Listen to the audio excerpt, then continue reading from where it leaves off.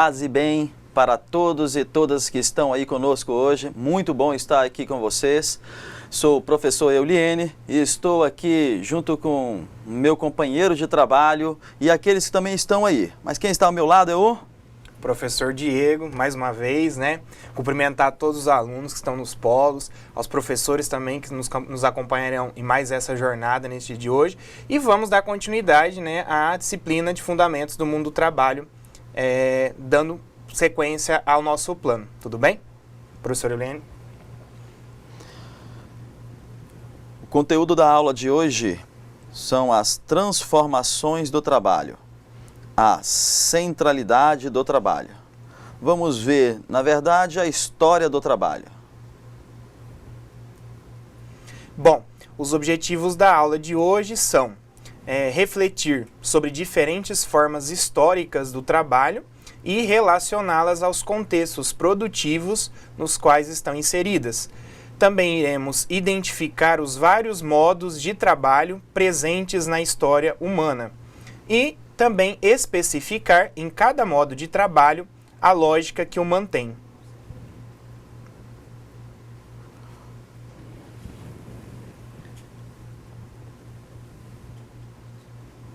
Quero, para começar essa aula com vocês hoje, trabalhar uma revisão, relembrar um último detalhe que vimos na aula semana passada. Lembram o último slide? A situação da pedra, Aristóteles, o que Aristóteles falava ao comparar os vários seres? Pois é, vamos resgatar aquela ideia. Vamos lá. A pedra, segundo Aristóteles, é um ser como o ferro que apenas existe. Nós temos a planta, que existe como a pedra, e o que ela tem a mais, lembram? Vida. Nós temos os animais. O animal, ele existe com a pedra, tem vida com a planta, o que ele tem a mais? Lembram? Instinto. E nós temos o ser humano. O ser humano existe com a pedra, tem vida como a planta, tem instinto como o animal, o que ele tem a mais? Razão. Pela razão, o ser humano é capaz de criar ideias. E, ao mesmo tempo, ele pratica essas ideias. A ideia não pode ficar solta e a prática não pode ficar perdida. É preciso que as duas estejam juntas. Como é que ele faz para juntar teoria, sua ideia e a sua prática? Por meio do liquidificador. Esse liquidificador que vai misturar teoria e prática é o próprio trabalho. Pelo trabalho, nós raciocinamos e colocamos em prática aquilo que pensamos. Ao olhar mais especificamente no trabalho, percebemos que temos no trabalho os meios de produção e temos a relação de produção.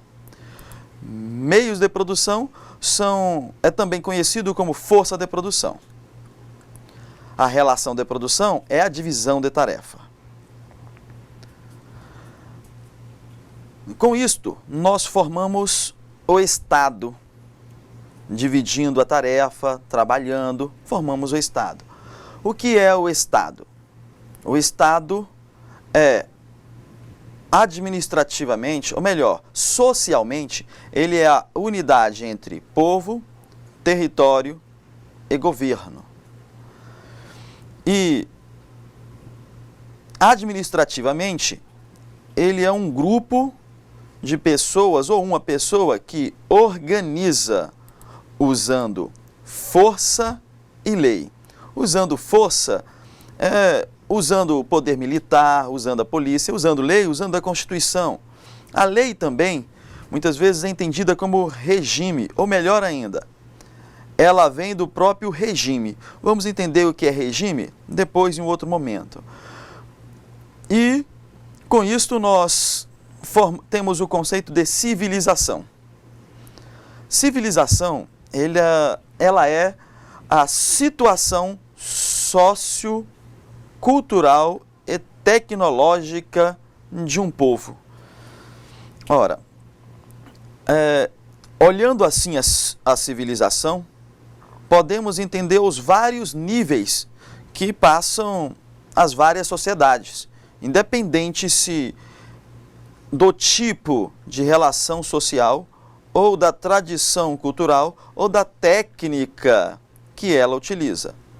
Sempre terá algum nível.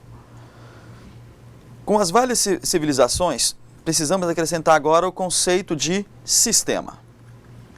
Sistema, o que é sistema? Sistema é sinônimo de conjunto. Lembra das aulas de matemática? Pois é, em matemática você estudava e o professor falava sobre as várias partes de um sistema. O conjunto, imagina, veja aí na tela. O que está caindo, o que está aparecendo aí na sua frente? São letras? São bichinhos? São o quê? Então você pega vários elementos, você identifica o que há em comum nesses elementos todo embaralhado. Ah, você já entendeu que todos os elementos são números. Então nós temos aí um conjunto de números. Mas podemos ser mais específicos sobre esse conjunto. Números vai até 1000, 1 milhão. Que números é este conjunto? Então, se nós organizarmos melhor, podemos entender que é um conjunto de números de 1 a 10. E ainda, podemos formar um outro tipo de conjunto. Podemos ser mais específicos. Que conjunto eu quero formar? Eu vou formar desse daí vou formar um outro conjunto. Que conjunto é esse? Que nome você daria baseado na unidade de todos eles? Conjunto de números pares. Muito bem. Agora, vamos para um outro conceito. O conceito de subsistema. O conjunto é feito de vários elementos. Cada elemento deste nós chamamos de subsistema. Ou seja, o subsistema é uma parte do sistema. Vamos para um outro exemplo. O sistema solar. Sistema solar, você encontra várias partes. Ele é composto por vários elementos.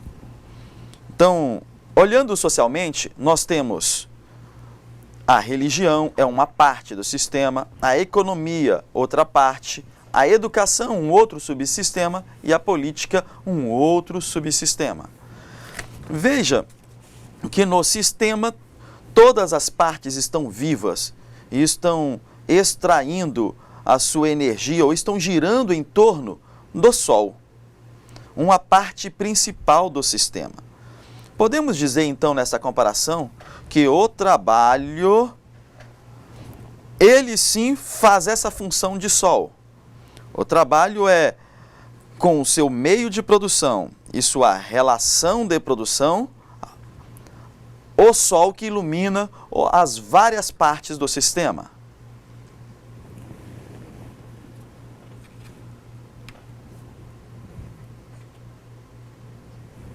O que podemos entender sobre esta parte? Que os conceitos básicos que nós estudamos, tanto de Estado, tanto de civilização, quanto de sistema ou subsistema, todos eles possuem a sua origem no conceito de trabalho. O trabalho, ou como trabalhamos, é o que dá origem a toda a nossa organização. O Estado que nós normalmente vemos, Estado brasileiro, Estado americano, ele, na verdade, é essa unidade entre povo, território e governo.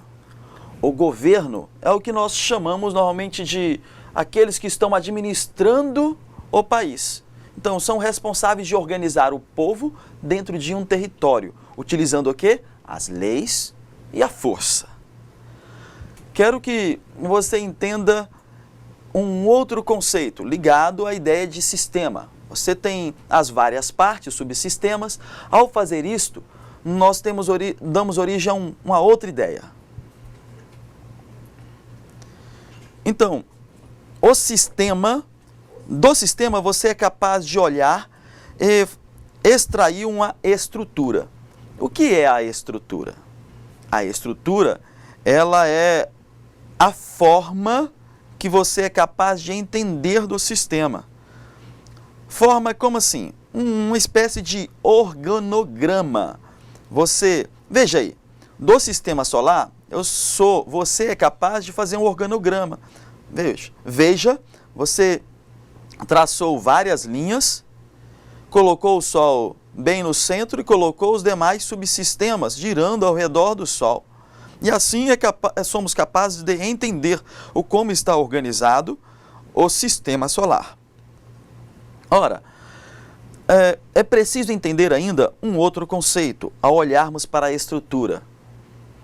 Precisamos entender. Calma, antes de ir para frente, veja, nós temos aqui o organograma de como estaria organizado uma estrutura igualitária. Nós temos um organograma mais hierárquico, em que uma parte está influenciando uma outra parte e assim sucessivamente. Temos um organograma piramidal, onde você tem uma parte pequena em cima e uma maioria aqui embaixo. Lembra você alguma coisa? Algum tipo de organização? Vamos para frente. Vamos para o conceito de mudança. Mudança é uma alteração que acontece no sistema ou de um sistema para o outro. Esta mudança pode ser quantitativa ou qualitativa. A mudança quantitativa é uma alteração no número interno de um sistema ou de uma estrutura. A qualidade, a mudança qualitativa, é uma alteração no estilo de uma estrutura, no estilo de um sistema. Estas alterações quantitativas ou qualitativas, elas podem ser conjunturais. Quando é uma mudança conjuntural, nós estamos dizendo que a mudança está acontecendo dentro do sistema e não fora do sistema. E temos um outro tipo de mudança. Temos a mudança que chamamos de revolução. A revolução é uma mudança de um sistema para o outro. Um sistema igualitário ficou hierárquico, ou um hierárquico ficou valorizando apenas um em detrimento de outros. Ora, nós temos desta maneira que acrescentar outros tipos de conceitos. Vocês já ouviram falar em geografia ou em história, sociologia ou filosofia do sistema primitivo, asiático, escravista, feudal, socialista e capitalista. Estes serão os sistemas que iremos estudar. São modos de produção. Todos esses sistemas, lembram? Eles são alimentados por um tipo de trabalho.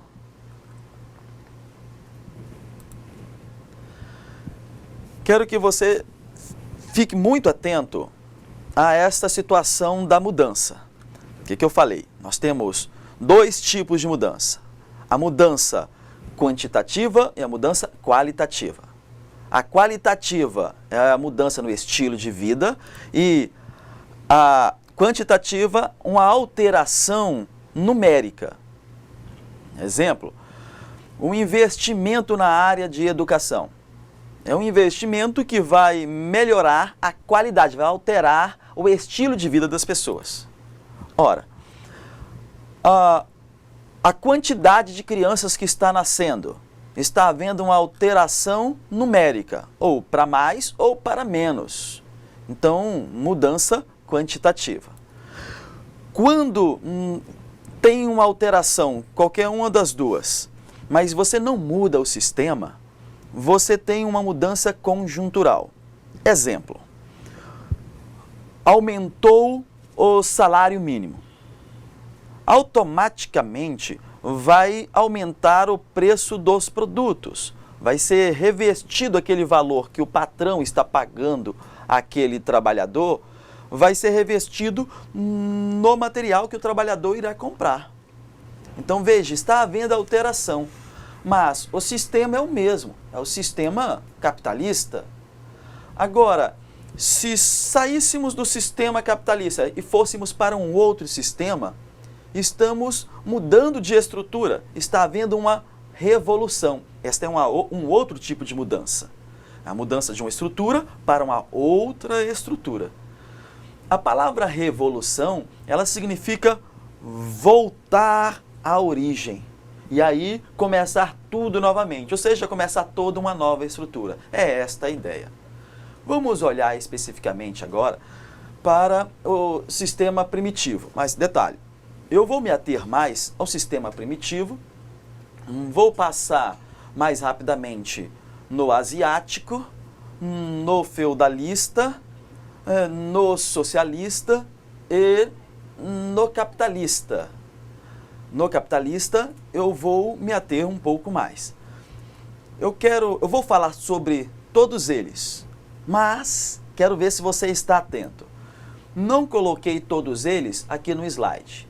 Um deles eu vou falar somente olhando para você. Eu quero que você descubra, vá anotando sistema por sistema e descubra qual é o sistema que está faltando. Vamos ver se você acerta, vamos ver se está atento. Vamos para o primeiro. Opa, me adiantei. Na verdade, antes de ir para o primeiro sistema, nós vamos para um outro conceito. Lembra que eu falei que iria trabalhar com vocês o conceito de regime? Então, vamos para o conceito de regime primeiro. Regime, para entender regime, precisamos entender o conceito de regra. Apareceu aí na tela para você a palavra etiqueta. Etiqueta é uma regra do cotidiano. Temos um outro tipo de regra. Nós temos a lei. A lei é uma regra oficial. Constituição brasileira. Então, 1988, Constituição Cidadã, uma regra oficial. E você tem o regime. É esta regra que me interessa para você entender. E você tem outra regra, a regra moral. A regra moral está muito ligada aos costumes, à tradição. Você tem uma reflexão sobre essas regras que chama-se ética. Mas vocês irão ter essa disciplina sobre ética em um outro momento. A princípio, basta você saber que ética é uma reflexão sobre todas estas regras, para ver se elas estão cumprindo a sua função, estão preservando a vida, ok? Agora, o que me interessa é a regra de regime. O que é o regime? Para isso, vamos relembrar o conceito de sistema. Lembra? Está aparecendo aí alguns elementos à sua frente. Estou formando que tipo de conjunto? Conjunto de números. Mas veja, apareceu apenas os números, número ímpar, né? Opa, apareceu o número 2, não é ímpar. Então, não dá para dizer que esse é um conjunto de número ímpar. Então, esse 2 está fora de lugar. Eu vejo a ligação entre eles, e a ligação é exatamente essa capacidade de ser ímpar dos elementos. Cada número desse, na sociedade, vamos dizer, é um subsistema. Então, você tem o subsistema política, subsistema economia, subsistema regime, subsistema religião, subsistema família. Especificamente, o subsistema regime é o que está atento para isto. Olha aqui, para a ligação. Desta maneira, nós temos o conceito de sistema. Sistema é um conjunto. E aí, o conceito de estrutura. A estrutura é o organograma, a forma que você percebe do sistema. Captou a ideia? Então, o regime vai ser exatamente o elemento que você está percebendo que liga as várias partes.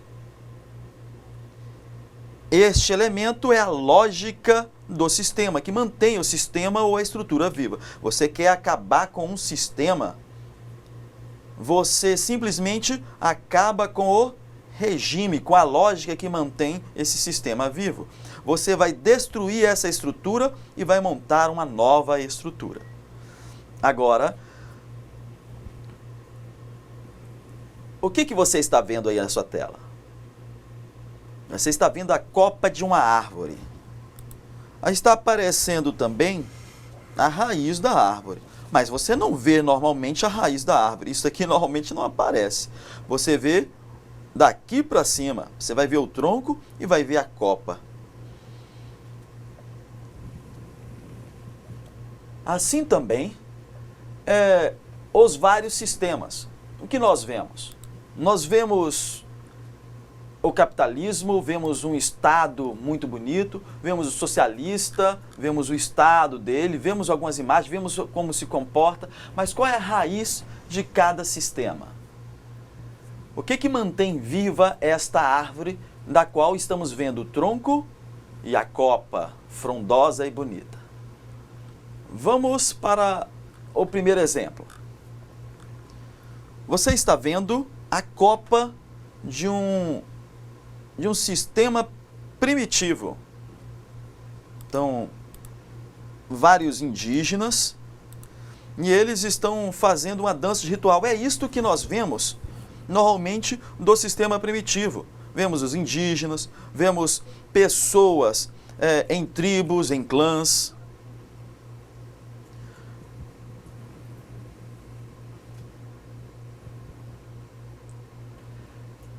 Queridos, quero que você faça uma viagem histórica comigo. Lembra quando nós falávamos na aula anterior do sistema, citávamos o sistema primitivo, dizendo da pedra lascada e da pedra polida? Pois é, aproximadamente 10 mil anos antes de Cristo, nós estávamos como nômades, indo para um lado e para o outro. Como nômades, nós éramos uma sociedade de coletores. Utilizávamos as mãos para arrancar da natureza aquilo que nós precisávamos para sobreviver. Agora não. Agora mudou isso. Mas naquela época também descobriu-se, arranjou um jeito de lascar uma pedra. Estamos na pedra lascada. E utilizar isso como ferramenta. O Homo ergaster, ainda na África, já começava a utilizar esta pedra lascada. E ao invés de ser uma presa para o tigre-dente de sabre, ele passou a ser um rival do tigre-dente de sabre. Ele subiu na cadeia alimentar e passou a ser predador, ser um carnívoro. Com o tempo, ele começou a utilizar lasca de ossos também, pedaços de árvore, galhos de árvore, para caçar, para pescar. Com o tempo ainda, após a última glaciação, começou a cultivar a terra. Ao cultivar a terra, ele não precisava ficar andando de um lado para o outro. Começou a cuidar de animais. E aí você tem o homem que era nômade, andando de um lado para o outro, passou a se juntar e ficar fixo em um local. E aí começou a formar família. Juntou família com família e nós tivemos então a formação dos clãs. Juntou um clã com outro clã e nós temos uma formação de vilas. Juntou uma vila com outra vila e nós temos as cidades. Juntando cidade com cidade, cidade-estado, formação dos estados. Veja, já estamos aqui na época da pedra polida. Passei rápido, né? Então veja, na transição da pedra lascada para a pedra polida por volta de 5.000 anos antes de Cristo, nós já tínhamos aí grandes cidades. Dizem que Jericó, já ouviu falar na Bíblia, já leu lá, né? a cidade de Jericó, 5.000 anos antes de Cristo. Então, quando você lê isso na Bíblia, já sabe, estava na época da pedra polida. Ora, neste período, acompanha comigo, viaja comigo lá naquele tempo. Então, havendo muita produção, você convém que é preciso cuidar onde guardar tudo isso. E aí nós tivemos a primeira transformação química da história. Enormes vasos de cerâmica para guardar o excedente. Ora, acompanha. Quem é que vai distribuir este excedente? Quem é que vai tomar conta deste excedente para que ninguém pegue e leve para si e fique guardado? Então você precisa de pessoas para tomar conta. Olha a ideia de guarda aparecendo. E alguém para distribuir. Olha a ideia de um administrador, alguém que possa distribuir igualmente tudo aquilo que foi produzido por todos. E tem outras ideias presentes aí, se você parar para pensar. Eu falei da agricultura. Então você tem uma turma, um grupo de pessoas cuidando da terra, agricultores. Falei sobre a situação de cuidar de animais. Então, isso aí, agricultura e pecuária, começa a surgir na pedra lascada, no paleolítico, paleo, antigo, né? Pedra antiga. Mas se desenvolve no neolítico, na pedra nova, ou seja, na pedra polida. E ali você tem dois grupos, então. Pode-se entender, por exemplo, no conflito entre Caim e Abel, uma expressão, uma manifestação do conflito entre dois grandes grupos, aqueles que cuidavam da terra e aqueles que cuidavam dos animais. Quem é mais importante? Olha aí aparecendo a ideia da religiosidade, a ideia de Deus. Então você tem o quê? Você tem, vai ser melhor aquele no qual Deus se agradar mais.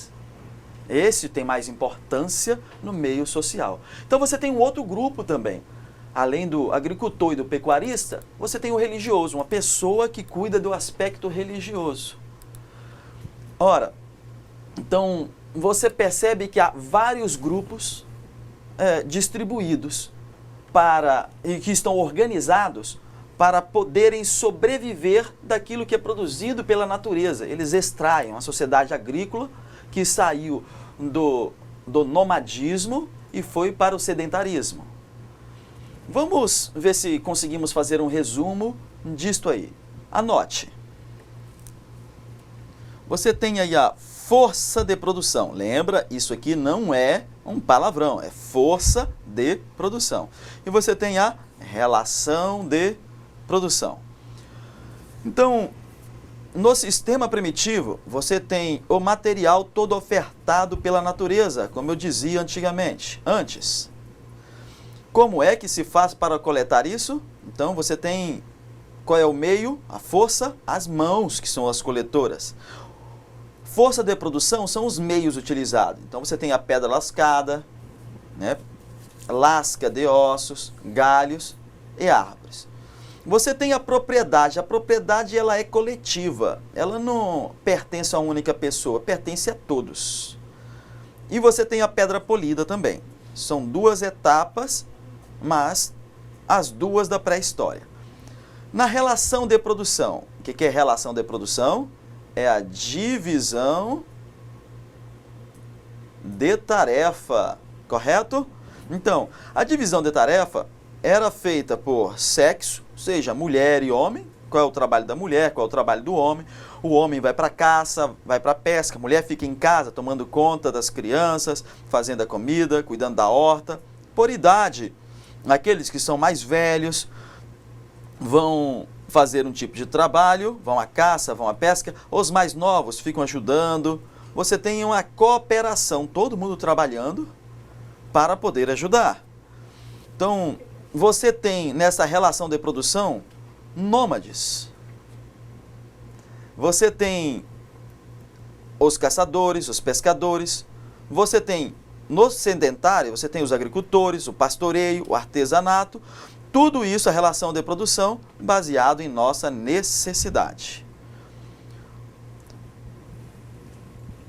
Agora está aparecendo aí o asiático. Que nós falamos em asiático, que nós vemos? Qual é a copa da árvore que vemos? Vemos pirâmides. Lembramos do Egito, dos faraós. É isto que lembramos. Mas qual é a raiz que mantém tudo isto vivo? Vamos olhar então para a força de produção. A força de produção são o metal. Aqui nós saímos da pré-história e já entramos então em 4.000 anos antes de Cristo, com a origem da escrita. Então, um meio de produção, o músculo do súdito e também, agora mudou o tipo de propriedade. A propriedade é uma propriedade estatal. E ainda, nós temos a relação de produção. Relação de produção vai mudar agora. Nós temos agricultura e pecuária. Ok. As obras são públicas. Então, divisão de tarefa para atender ao Estado de alguma maneira. Aí você tem, de um lado, o Estado, que é o dono de toda a terra, e você tem o súdito. O súdito não é escravo, mas parece, viu? E há uma servidão coletiva. Pessoas que estão presas à terra e não podem sair de lá. Como se fossem escravos, mas não são. Vamos para o próximo sistema? Ainda não. Vamos dar uma olhada na sociedade. Nós temos então, resumindo, temos o faraó e a família dele, nós temos os sacerdotes, os nobres e os escribas, nós temos o artesão e o camponês, que estão numa situação de servidão coletiva. Abaixo deles, nós temos velás e temos escravos. Os escravos privados de liberdade, tratados como coisas, são poucos, e temos o velás, que não é escravo e nem tem bem suficiente para ser chamado de, ou melhor, não tem, está a serviço do próprio camponês, mas ainda não é um escravo, ainda não é uma coisa, ou não é fruto de uma guerra. Ele pode ser simplesmente um estrangeiro e que não tem direito no ambiente. Vamos para um outro sistema, já que falamos no escravista. O que nós vemos na copa do escravista?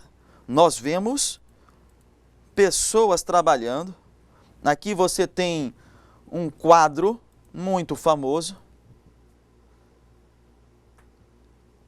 na qual estamos fazendo aqui moendo cana, e nele a pergunta é, para manter isto, qual é a raiz para manter o sistema escravista? Então, a força de produção. Força de produção ainda continua a mesma, metal e escrita, grande detalhe é o músculo do escravo. A propriedade não pertence ao Estado, é privada, né? Na relação de produção, nós temos tecelão, olheiro, temos agricultura, pecuária. Você tem os livres, que usufruem do ócio e do lazer, da reflexão, são os donos da terra. E você tem o escravo, que estão em uma atividade manual, pesada. O que você tem? Então, no sistema escravista, a estrutura é mais ou menos esta. O proprietário, você tem pessoas que são livres e você tem os escravos. Detalhe, nem todos os livres, eles têm condições de ter um escravo, mas estão a serviço de algum proprietário. Há esta possibilidade. Antes de irmos para o outro, quero rapidamente que você perceba essa transição do sistema primitivo para o asiático e o escravista. Então, em um momento em que estávamos em sociedades, lá na Pedra Polida, em que a propriedade era coletiva, então aquelas que estão mais organizadas começam então a olhar para outras sociedades e, vamos dizer assim, vou lá ajudá-las. Mas nesta ajuda, dizem que é um resgate, estamos resgatando, mas na verdade não está resgatando. Eles estão escravizando aquelas sociedades que estão ainda na pedra lascada ou que perderam em uma guerra. Então serão os escravos. Com o sistema asiático, isto aparece mais claramente, com o Estado totalmente dono das terras, convence a todos que tudo pertence ao rei. E você que está morando na minha terra, então deve pagar para viver nela. São os súditos. Então a servidão coletiva. Veja que, saindo do sistema primitivo, temos mais claramente uma divisão de trabalho em que parece estar havendo uma exploração. Você está percebendo isso? Vamos para o próximo sistema. No sistema feudalista, típico da Idade Média, o que nós vemos? Nós lembramos dos filmes, né? Olha aí, vemos pessoas trabalhando em um enorme latifúndio, propriedades de terra. Vemos isto. De quem são estas terras? Essas terras são exatamente isso, do feudo, senhor feudal. Então, feudalismo é a ideia de um enorme latifúndio e você que mora nesse latifúndio vai trabalhar, então, para o dono deste feudo ou deste latifúndio. A força de produção é o músculo do servo, parecido com o sistema asiático, né? E a propriedade, especificamente, é do senhor feudal, uma espécie de latifundiário. A divisão de tarefa, a relação de produção, você consegue captar. Há uma agricultura de subsistência. As pessoas plantam para usufruir dentro do próprio latifúndio. O senhor é o dono da terra e o camponês, trabalhador, é o servo, preso ao senhor. Parece com o sistema asiático. O que você tem? A estrutura. Você tem o clero, você tem o nobre, você tem o servo. O clero, então, é a própria igreja cristã em sua versão católica. Você tem os nobres, que são os reis, e você tem os servos, presos à terra.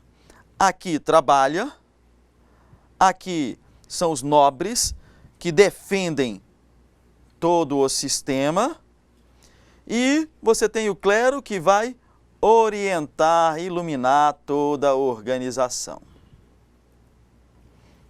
Vamos para o sistema capitalista, o nosso sistema. No sistema capitalista, o que você vê? Olha a copa. Você vê prédios, você vê aqui, você vê trem de ferro, você vê coisas bonitas, né? Esse é um quadro de Tarsília de Amaral, falando sobre São Paulo. Mas qual é a raiz? O que mantém o sistema capitalista vivo? Vamos lá. Você tem a força de produção. A força de produção do sistema capitalista, em especial, é a terra, a máquina, o dinheiro, o músculo humano, a propriedade privada. Já a relação de produção é o proprietário, que é o burguês, ou comerciantes, mestres, os ricos, os donos do meio de produção. E o proletário, que é o trabalhador pobre, dono apenas de músculos. Então nós temos aí a nossa sociedade, nós temos a nossa estrutura, nós temos aqueles que têm tudo, uma classe alta, aqueles que têm mais ou menos, uma classe média, e nós temos uma classe baixa, normalmente os proletários. Antes de passarmos para uma síntese final, falando sobre o trabalho, a força de produção e a relação de produção, quero que você olhe, fique atento para o elemento do sistema de produção capitalista. Ele nós iremos nos aprofundar na próxima aula. Agora, por enquanto, eu quero que você perceba que na nossa sociedade, o que você vê? Qual é a copa que você vê em nossa sociedade? Você vê classe baixa, classe baixa média, classe baixa alta, você vê classe média baixa, classe média média, classe média alta, classe alta baixa, classe alta média e socialite, né? Então, onde é que você está? Onde é que eu estou em todas estas classes? Resumindo, nós falamos classe alta, classe média, classe baixa. Mas você sabia também que tem gente que não está em nenhuma classe? Talvez estes que estão, ou melhor, não estão em classe nenhuma, sejam aqueles que nós chamamos de escravos em nossa sociedade, que estão aí pela rua, estão pedindo dinheiro, que não tiveram a oportunidade de entrar em nosso sistema. Então, ao olhar para a nossa sociedade e nos acharmos santinhos, bonzinhos, escravidão é coisa do passado. Será que nossa sociedade também não tem escravidão? Não tem a mesma situação que tinha antigamente? Será que não é hipocrisia nossa dizer que isso acabou? E ainda, quando o seu pai vai trabalhar, ele vai trabalhar em um terreno que é dele ou em um terreno que pertence a uma outra pessoa? Ou e ainda mais, quando ele vai trabalhar, o instrumento que ele utiliza é dele ou é de outra pessoa? E ainda mais, como é que ele faz para ganhar o dinheiro? O que ele tem para oferecer nesse processo para ganhar a vida? Às vezes, somente o músculo. E a inteligência, né? Somente esses dois elementos. A matéria-prima, o que vai ser utilizado, pertence a outra pessoa. A terra, o espaço que vai ser usado, pertence a outra pessoa. O produto num todo, depois no final, vai ser dito que pertence a essa outra pessoa. Esse é o modo de sistema de produção capitalista, a qual fazemos parte, onde você tem o proprietário e o proletário. Vamos olhar novamente para essa situação do trabalho. Lembra? É o trabalho que ilumina todos os sistemas. É o sol de todos os sistemas. Vamos para uma síntese final. Então, trabalho. Para que haja trabalho, é preciso você ficar atento para a força de produção, ou seja, os meios de produção. O que é utilizado para produzir. E, ao utilizar alguma coisa para produzir, não dá para todo mundo fazer a mesma coisa. Você tem que dividir a tarefa. É a relação de produção. Na relação de produção, você percebe então que nós formamos vários conjuntos de produção. Nestes conjuntos de produção, vamos formando eles segundo a maneira como as pessoas trabalham, segundo a relação de produção, segundo as forças produtivas que nós temos, vamos formando conjuntos diferentes. Ora, a grande questão está nisto, na relação de produção. Tem gente aqui, olha, que acha que o que ela faz merece mais do que o que os outros estão fazendo. No conjunto, tem subsistema, tem pessoa dentro desse sistema que acha que merece mais daquilo que todo mundo está produzindo. E aí você tem um problema. Você tem alguns tendo muito e muitos tendo pouco.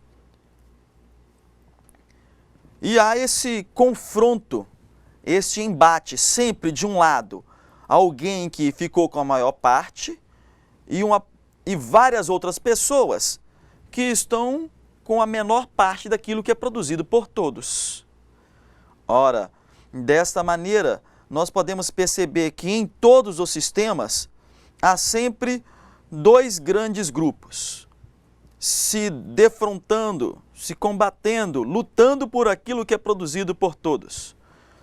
Você tem o sistema asiático, onde você tem o Estado e o súdito. Você tem o sistema escravista, onde você tem o Estado, ou melhor, você tem o dono e o escravo. Você tem o sistema feudal, onde você tem o senhor e o servo.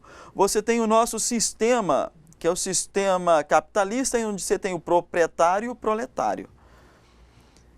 E aqui embaixo, que sistema é este? Você tem o sistema, faltando aí 2 sistemas. Alguém marcou qual é o sistema que está faltando? E aí? Conseguiu captar qual é o sistema que eu não falei de todos eles? Alguém aí? Eu estou curioso em saber se alguém marcou ou não marcou. Alguém conseguiu adivinhar qual sistema? Olha, professora Euliene, até agora nós não recebemos aqui uma resposta do pessoal. Aliás, o Marquelino agora tá colocando aqui pra gente assim, parece que não ouvimos, não sei se ele quis dizer não ouvimos o velho Marx, ele lembrou do Karl Marx, mas eu não entendi muito bem se ele quis dizer não ouvimos ou ouvimos falar do Marx, não ficou bem claro. Ah, mas muito bem. Então, mas tem a ver.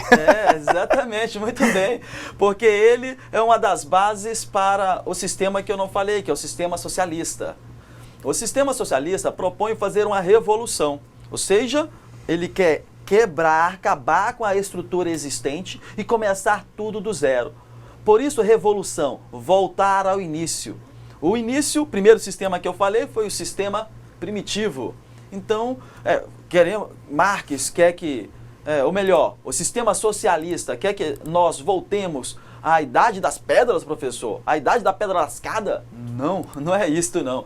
Mas ele quer começar uma nova estrutura, por isso o termo revolução. Nele, você tem a força produtiva. Ora, a força produtiva, os meios de produção são os mesmos do capitalismo. Ele vai utilizar a indústria, vai utilizar as máquinas, vai utilizar a força, vai utilizar a inteligência. Então você tem o trabalhador, você tem o povo. A diferença é que a propriedade não é privada, a propriedade é coletiva, a propriedade pertence ao público, ao Estado. Ou seja, nós temos do outro polo da relação, você tem aí o Estado. O Estado, atenção, qual é o outro sistema que também tem de um lado da relação o Estado? Você lembra? Aposto que você está quase lembrando. Na hora que eu falar, você vai lembrar. Então, é o sistema asiático. Você tem o Estado e você tem o súdito. Só que no sistema asiático, Estado é dono de todas as terras. E no sistema socialista, o Estado não é dono das terras. O Estado, como grupo que organiza o povo dentro da lei e da força, ele é administrador do povo.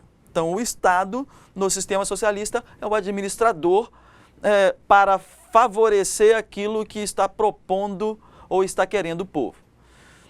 A minha pergunta é, todos eles são uma estrutura. Qual é a lógica que mantém presente ou viva cada estrutura desta?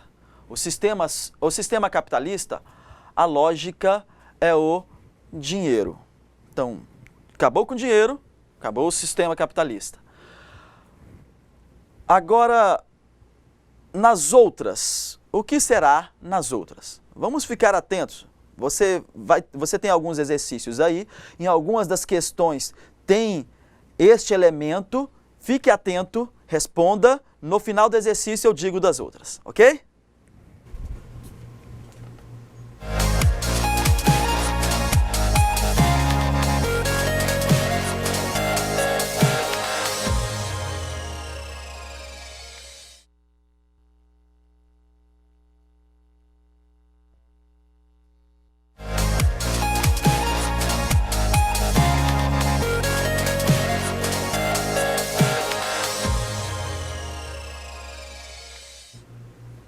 Olá, alunos! Voltamos após a realização da atividade aí nos polos para que nós possamos começar a correção. E gostaria mais uma vez de dizer para vocês que nós estamos contando com a participação de todos, assim como foi na semana passada.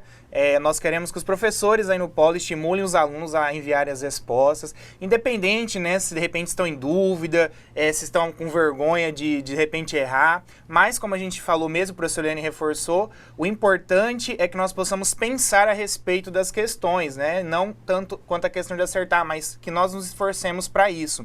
E antes de nós passarmos para a correção, mais uma vez, estamos aí abertos agora para a resposta da pergunta número 1. Já podem ir mandando o que os alunos estão dizendo, que já eu vou passar para o professor fazer a correção. Só antes, eu quero retomar uma questão que ficou antes do intervalo, da realização da atividade, que foi o Marquelino da escola Jaime Peixoto. Ele tinha feito uma pergunta aqui para a gente, ficou uma dúvida, né? A pergunta dele era a seguinte: se a terra não seria um meio de produção no capitalismo em vez de uma força de produção.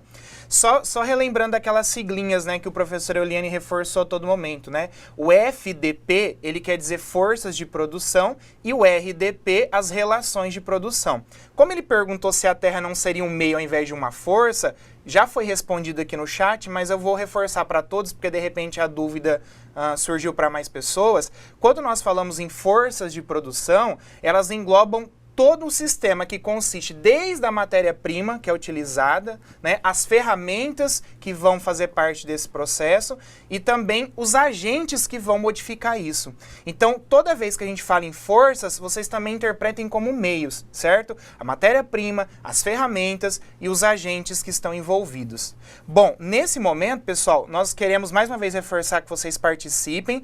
Estamos abertos neste momento para que vocês possam enviar a resposta da pergunta número 1, que nós vamos começar. Vou passar para o professor Eliane fazer a leitura e na volta eu espero já que vocês tenham enviado as questões. Podem começar. Senão não tem sentido realmente que nós façamos esse diálogo aqui, tá bom? Professor Eliane, pode começar a correção. Questão 1. No início foram as cidades. O intelectual da Idade Média no Ocidente nasceu com elas. Foi com o desenvolvimento urbano ligado às funções comercial e industrial, digamos modestamente artesanal, que ele apareceu como um desses homens de ofício que se instalavam nas cidades nas quais se impôs a divisão do trabalho. Um homem cujo ofício é escrever ou ensinar, e de preferência as duas coisas a um só tempo.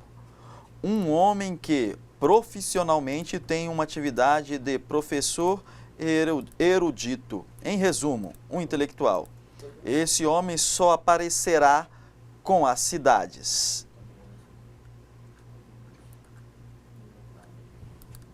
O surgimento da categoria mencionada no período em destaque no texto evidencia o apoio dado pela Igreja ao trabalho abstrato. Relação entre desenvolvimento urbano e divisão do trabalho. Importância organizacional das corporações de ofício. Progressiva expansão da educação escolar. Acúmulo de trabalho dos professores e eruditos. E alguém respondeu? Como é que está aí as respostas? Olha, professor Eliane, eu acho que eles ainda estão engatando no negócio, né, pessoal? Ainda está devagar aqui. Eu sei que é o começo, é a primeira questão ainda que vocês estão pensando aí. Mas assim, volto a dizer, é importante que vocês participem conosco neste momento, porque justamente todas as questões que nós trabalhamos aqui nesse intervalo, elas têm a ver justamente com o que foi trabalhado na aula. Então, todas as dúvidas que vocês tiverem, as questões vão poder ajudar bastante. E assim, a gente precisa dessa devolutiva de vocês nessa participação, porque é aí que nós vamos nortear um pouco o entendimento, a compreensão de vocês ao longo da aula, né? Se realmente vocês estão compreendendo e tal. Então, assim, nesse momento, professor Eliane, até agora, assim, infelizmente ninguém ainda contribuiu aqui com a gente. Eu espero que isso modifique, porque o intuito dessa interatividade, desse momento, é realmente que vocês participem, pessoal. Não se acanhem, né? Vamos fazer valer o curso que vocês estão fazendo de cooperativismo. Vamos fazer essa ajuda mútua aqui com a gente também, até para que a aula tenha uma fluidez melhor. Olha, professora Eliane, começou aqui, agora o pessoal engatou. A Vanirdes, da escola Padre Ezequiel, ela está dizendo que os alunos falaram a letra C na resposta da número 1. A Jane, da escola 7 de setembro, está dizendo que os alunos colocaram a letra D de dado. E também tem algum aluno lá, na mesma escola, na 7 de setembro, que colocou a letra B. O Valdir, da escola também Padre Ezequiel, está dizendo que alguns responderam a letra B também. Então, assim, eles estão entre a B, a D, e uma pessoa colocou aqui também que colocaram a C. Qual que será a resposta correta, professora Eliane? Uma questão típica, é uma questão típica do Enem mesmo, né? Então, é preciso interpretar. Veja, no início foram as cidades. E aí, com elas, se você apareceu alguém, nas cidades apareceu alguém. Então, esse alguém que apareceu, um intelectual. Então, veja que é o aparecimento de uma nova pessoa, um novo, em outras palavras, um novo grupo, um novo tipo. Então, resposta é a letra B, relação entre desenvolvimento urbano e divisão de trabalho. Uma nova divisão de trabalho, uma pessoa fazendo uma nova função. Vamos para a próxima questão. Questão 2. Vamos para a tirinha. A girafa, um dos seres mais peculiares da natureza. A girafa é totalmente adequada ao seu meio. Sua altura permite que ela mastigue os brotos mais suculentos e mais difíceis de alcançar. Só a girafa, né? Opa, e aí o último quadrinho, você vê um garoto que não tem pescoço grande, mas que está fazendo o quê? Foi mastigar um pote de bis, alguma coisa ali. Ele conseguiu fazer algo para solucionar o problema. A tirinha mostra que o ser humano, na busca de atender suas necessidades e de se apropriar dos espaços, que conclusão vai ser? Vamos ver. Adotou a acomodação evolucionária como forma de sobrevivência ao se dar conta de suas deficiências impostas pelo meio ambiente? É essa a conclusão?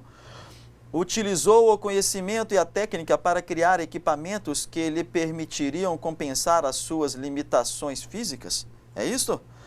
Levou vantagens em relação aos seres de menor estatura por possuir um físico bastante desenvolvido que lhe permitia muita agilidade? Dispensou o uso da tecnologia por ter um organismo adaptável aos diferentes tipos de meio ambiente? É essa a interpretação? Ou será essa? Sofreu desvantagens em relação a outras espécies por utilizar os recursos naturais como forma de se apropriar dos diferentes espaços? Qual é a conclusão? A, B, C, D ou E? Alguém acertou aí? Olha, professor Eliane, agora o negócio engrenou. O pessoal tá participando agora bastante. Estou gostando agora. É assim que tem que funcionar. Olha só. O Alexandre, da Escola Marechal Rondon, está colocando que os alunos marcaram a alternativa B, B de bola. A Rosimar, da Escola Américo Brasiliense, também está colocando que o pessoal colocou a alternativa B. A Vanirde, da Escola Padre Ezequiel, também está dizendo que a 2 é a letra B. O professor Acelir dos Santos colocou que a aluna Bidu respondeu a letra B de bola também. E a maioria dos alunos do primeiro A, da mediação da Moacir Caramelo, também responderam a alternativa B. Parece que foi meio que uma unanimidade aqui na alternativa B, professora Eliane. Como é que ficou aí, então? Maravilha! Quero lembrar aqui uma frase de Platão. Uma vida que não é refletida não merece ser vivida. As duas questões vêm demonstrando capacidade de reflexão, que vocês estão pensando na própria vida. E pensaram na cidade e agora pensaram no que fazem, como trabalham. O exemplo da tirinha traz você para a reflexão de algo que acontece cotidianamente. E a resposta, você que está esperando, é a letra B. Utilizou o conhecimento e a técnica para criar equipamentos que lhe permitiram compensar as suas limitações físicas. Parabéns para todos que acertaram e principalmente para todos que ousaram pensar. Questão 3. Tirada esta da Unicentro.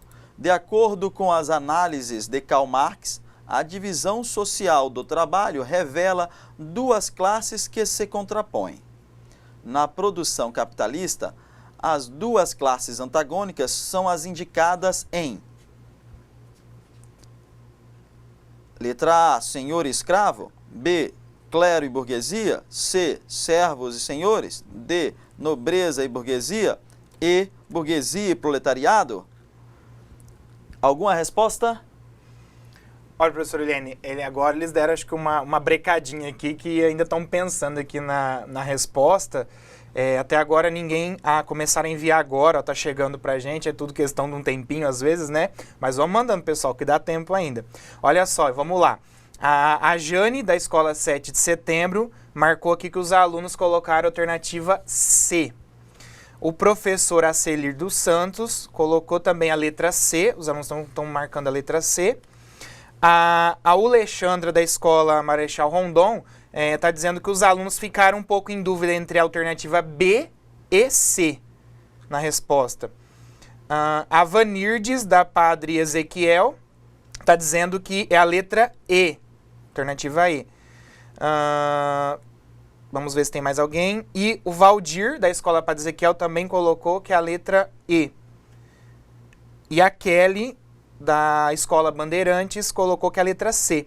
Eles ficaram aqui um pouco divididos, o professor, estão um pouco em dúvida aqui pelo que eu percebi na alternativa correta aí. Vamos ver então, vamos saber se algum deles conseguiu acertar. Então vamos dar uma olhada aí na tela. Senhor e escravo. É a relação do sistema escravista. A palavra mesmo está resgatando escravo. Clero e burguesia. Totalmente errado, porque clero é do sistema feudal. A burguesia é do sistema capitalista. Então poderia ter levado ao erro por causa dessa situação. Servos e senhores. Senhor e servo. Aqui lembra a situação do sistema feudal, que deveria estar o clero, né? Então, mas aqui é o sistema feudal. Nobreza e burguesia. Nobreza é uma classe do sistema feudal. Burguesia, novamente, possibilitando o erro, né? E agora, a última, tem burguesia e proletariado. A burguesia é dono dos meios de produção e tem o proletariado, que é o trabalhador. Esta é a resposta correta. Vamos para a questão 4. Ao longo dos anos 70 e 80, o Estado brasileiro buscou organizar uma situação social de bem-estar, na tentativa de satisfazer algumas demandas da população desprotegida. Entretanto, desde o início, jamais o Brasil considerou os gastos com políticas sociais como investimento produtivo, sendo a maior parte das políticas adotadas no Brasil mais semelhantes às antigas políticas assistencialistas europeias destinadas mais a remediar a pobreza do que a políticas efetivamente capazes de criar uma maior eficiência econômico-produtiva e assim gerar novas e maiores riquezas. A criação do Instituto Nacional de Alimentação e Nutrição, INAM, do FUN Rural e posteriormente das Ações Integradas de Saúde, AIS, do SUDES, do SUS, dos mecanismos de seguro-desemprego são exemplos claros dessa tentativa de marcha rumo à frustrada universalização dos direitos sociais. Escolha em uma das alternativas a seguir a concepção de utilização a acepção de Estado utilizada no texto supracitado. O significado de Estado está significando nível de desenvolvimento tecnológico e social, sociocultural de um povo, unidade entre território, povo e governo, método ou regras para atingir um objetivo, pessoa ou grupo que organiza o povo dentro de um território por meio da lei e da força, epifania de fenômenos com delimitação espaço-temporal e unidos por um elemento? Qual é a resposta? Vamos lá então rapidamente, professor. O Alexandre da Escola Marechal não colocou que os alunos assinalaram a letra D de dado. A Vanirdes da Escola Padre Ezequiel está colocando que é a letra C. O Silviano da Escola Plácido de Castro está colocando que é a alternativa C. Os alunos Matheus Furtado, Leide Vânia, Jéssica, Matheus Henrique, Tomás e Vivian. Tem gente na letra B também, o Silviano está dizendo que eles estão um pouco em dúvida lá, a letra B também fala a letra C. Vamos saber então qual que é a resposta, né, professor? Qual seria aí? Então, a resposta correta é o conceito de Estado. Temos dois conceitos de Estado. Estado social, que é a unidade entre território, povo e governo, mas ali está falando de pessoa, grupo que organiza o povo dentro de um território. Resposta correta, letra D. Última questão, questão 5. Você tem 3 imagens que expressam estruturas. As imagens expressam consecutivamente quais os sistemas? Sistema feudal, primitivo e capitalista? Socialista, asiático e escravista? Feudal, capitalista, primitivo? Escravista, socialista, asiático? Capitalista, asiático, socialista? Qual é a sequência correta? Vamos lá, professor Eliane, olha só. Finalizando então a última questão, pessoal. A Vanirdes, da Escola Padre Ezequiel, está dizendo que é a letra C. O Renato, de Jaru, está colocando aqui que é a letra C também. E a Kelly, da Escola Bandeirantes, está colocando que é a letra C. Todos eles colocaram a letra C aqui, professor Eliane. Qual será a resposta certa? Show de bola. Letra C, será? Feudalista, capitalista e primitivo. Apareceu para vocês a cor no lugar errado. Capitalista, asiático e socialista. Está errado, o computador errou e acertou vocês. Feudal, exatamente, capitalista e primitivo. Então, desta maneira, encerramos a nossa aula, na qual nós vimos o modo de trabalho em seus vários sistemas e a lógica que mantém cada um deles, ou seja, a relação de poder travada entre eles, a busca de ficar cada um com um elemento que não pertence a si, mas deveria pertencer a todos. Um é o dinheiro, o outro ideias de poder, ideias de superioridade, mas todas explorando o trabalho que deveria beneficiar a todos. Obrigado pela presença, por estar aqui conosco. Até a próxima aula, você vai gostar muito da próxima aula. Vamos nos aprofundar no sistema capitalista e ver como acontece o trabalho nesse sistema. Vamos trabalhar temas que você vai gostar muito, não perca. Pessoal, também quero deixar o meu abraço a todos, agradecer mais uma vez assim pela participação enorme de vocês, aos alunos que estão aí firmes nos polos participando e aos professores sempre colaborando também com o trabalho da gente. É muito importante essa parceria, tá bom? Um grande abraço para vocês e a gente se vê na próxima aula. Tchau, tchau. Até!